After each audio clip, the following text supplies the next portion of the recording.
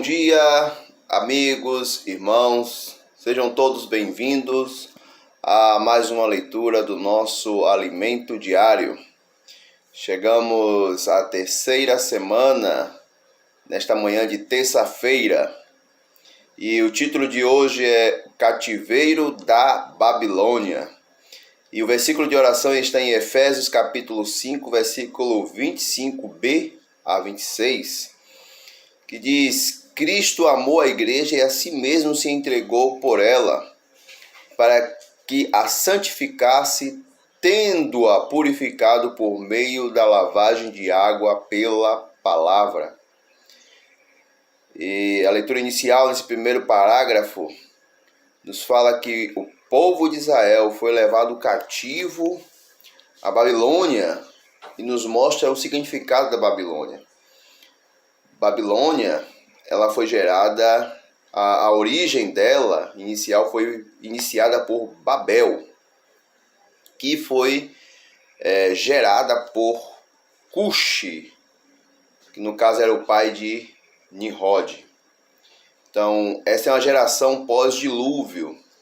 E Nimrod, como diz em Gênesis capítulo 10, versículo 8 em diante, ali mostra que Nimrod era um valente caçador diante do Senhor. E o autor aqui nos mostra que, às vezes, talvez esse também tenha sido nosso pensamento, quem já passou por esse capítulo de Gênesis, que ser valente aqui talvez seja algo positivo, mas na verdade ele promovia uma sociedade contra Deus, uma sociedade independente de Deus, porque os povos tinham medo de ofender a Deus, de fazer alguma coisa, se estivesse fazendo alguma coisa de errada. Por quê? Porque lembraram do dilúvio. Então Nimrod promoveu que as pessoas não mais precisariam temer a Deus, e como começou diante do Senhor a promover pessoas independentes de Deus. Então ele começou a criar uma sociedade sem Deus. Então esse foi o início da civilização que nós conhecemos hoje, começando com Nimrod. Nimrod veio de onde? Veio de que geração? Era da linhagem de Cã, um dos filhos de Noé. Então, aqui no segundo parágrafo, já nos ajuda um pouco mais com respeito a isso. Com esse discurso de independência de Deus, Nimrod criou uma civilização sem Deus, como está em Gênesis capítulo 10. Assim teve início um reino e o governo humano apartado de Deus, que se perpetua até os nossos dias. Os vários governos humanos até hoje vivem o mesmo princípio da independência de Deus.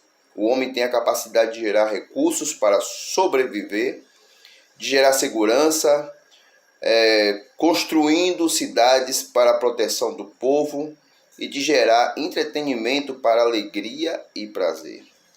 Ora, antes de tudo isso, o homem dependia de Deus. Deus era a segurança do homem, Deus era o provedor do homem e Deus era um motivo de alegria. Deus deveria ser para o homem. Mas o aparecimento dessa figura aqui, Nimrod, apartou o homem desses princípios de depender de Deus na segurança, ser o seu provedor no alimento e ser o seu provedor na alegria. Então toda a terra, na verdade, há só dois reinos aqui. O reino que vive sem Deus, há dois reinos. O primeiro é a igreja, onde a realidade do reino dos céus, onde Deus tem total liberdade. Eu creio que se você vive a igreja de fato e de verdade, você vive obedecendo a palavra de Deus, você deve ter sentido isso. Não podemos tomar nenhuma decisão sem que o Senhor nos governe, sem que o Senhor nos dê a direção. Dependemos totalmente de Deus. Como está ali em Mateus capítulo 6, venha o teu reino, venha sobre a nossa vida. Deus reina sobre a nossa vida. Mas também tem um reino deste mundo, que é totalmente contrário e independente de Deus. Então esse é o reino da Babilônia. Aqui no terceiro parágrafo já nos ajuda mais, nos relatando acerca dessa independência. Embora os homens se declarem independentes de Deus, eles vivem num ambiente da natureza criada por Deus. Ou seja, embora o homem diga que eu não dependo de Deus, eu dependo do meu próprio esforço, eu tenho a minha própria segurança, eu tenho minhas fontes de alegria, mas essa terra e tudo mais foi Deus que criou. Então, a natureza, e o homem não pode lidar com isso, porque é mais forte do que ele. Nós vimos aí quando as tempestades, os terremotos, a seca, a falta de chuva, né? Ou muita dela. Então o homem não consegue por si só lidar com isso. Então, como buscar recursos ou como buscar um meio? Então o homem criou seu próprio Deus, ou seja, criou seus ídolos. Então aqui o irmão ele define bem essa questão, né? Quando finalmente percebe que há elementos naturais sobre os quais não tem controle, o ser humano apela para a idolatria. Não se trata de gostar de ídolos, mas de preferir os ídolos a Deus. Portanto, não é de se admirar que criem para o seu próprio benefício e interesse uma variedade de ídolos, tais como o Deus da fertilidade, da produção agrícola, para evitar inundações, tempestades e seca, do casamento, dos caminhoneiros, e aí vai. Qualquer semelhança com os termos de hoje não é mera coincidência, isso já existiu no passado e até hoje nós vemos isso aí. No entanto, por trás dos ídolos há demônios escondidos, cuja força é maior que a força humana. Eles podem favorecer, mas sempre cobram um alto preço, aprisionando o ser humano no império das trevas. Então, o Senhor sempre disse que não devemos ter nenhum outro, não devemos adorar nenhum outro, nem no céu, nem na terra, não devemos fazer nenhum tipo de imagem, nem de pau, nem de madeira, nem de cobre, nem de ouro. Só há um único Deus, a qual nós devemos reverenciar, devemos adorar. Esse é o Deus que criou o céu e a terra, que criou todas as coisas. A Ele o poder, a honra e a glória. Então, Deus é o nosso recurso. Deus é a nossa alegria. E o povo de Israel, eles caíram exatamente nesse ambiente que nós vimos aqui desde o início, gerado por Nimrod. Um ambiente, eles foram levados para a Babilônia, cativos, por questão de desobediência a Deus, por questão de idolatria, e Deus permitiu que a Babilônia levasse o povo de Israel cativo exatamente para este ambiente, o ambiente da Babilônia. Então aqui já o penúltimo parágrafo nos diz: o cativeiro pelo qual Israel passou também aprisionou a igreja. Até o final do primeiro século, a condição da igreja era maravilhosa. Houve a ascensão, o crescimento contínuo. Posteriormente, porém, a degradação entrou. Do segundo século em diante, começou a luta por posição, poder, dinheiro, riqueza, igreja. E a igreja degradou cada vez mais. Foi assim que a igreja contaminou-se com o princípio de Babel, chegando ao fundo do poço com a igreja em Tiatira. Então, amigos, irmãos, queridos, que têm nos acompanhado aqui no canal,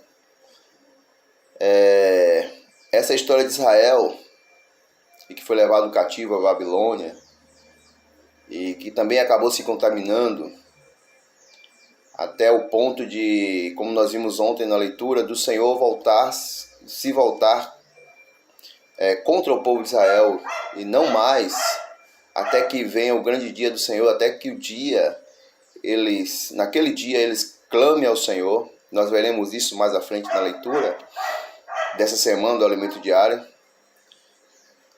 Também a igreja acabou em um certo período se contaminando, deixando muitas coisas deste mundo adentrar no viver da vida dos cristãos, no seio da igreja. Política, ganância, dinheiro, ambição pelas riquezas, tudo isso está relacionado a este mundo. Mas Deus é cheio de amor para com o seu povo, e ainda nessa era, ainda na era da igreja, o Senhor tem levantado homens que, posso dizer, segundo o coração de Deus, que buscaram saber o que estava no coração de Deus. E hoje nós podemos dizer,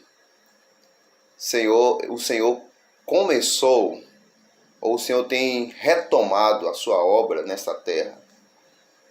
Aqueles que por um bom tempo permitiram que as coisas do mundo adentrassem, mas pela misericórdia de Deus o Senhor tem dado homens dons, homens que o Senhor levantou, assim como muitos no passado e também em nosso tempo, para que a igreja ela gere seus vencedores, a igreja seja edificada, ela seja firmada para que o Senhor possa voltar. Então eu espero que permitamos que o Senhor nos lave de tudo isso, nos lave de toda essa contaminação do mundo.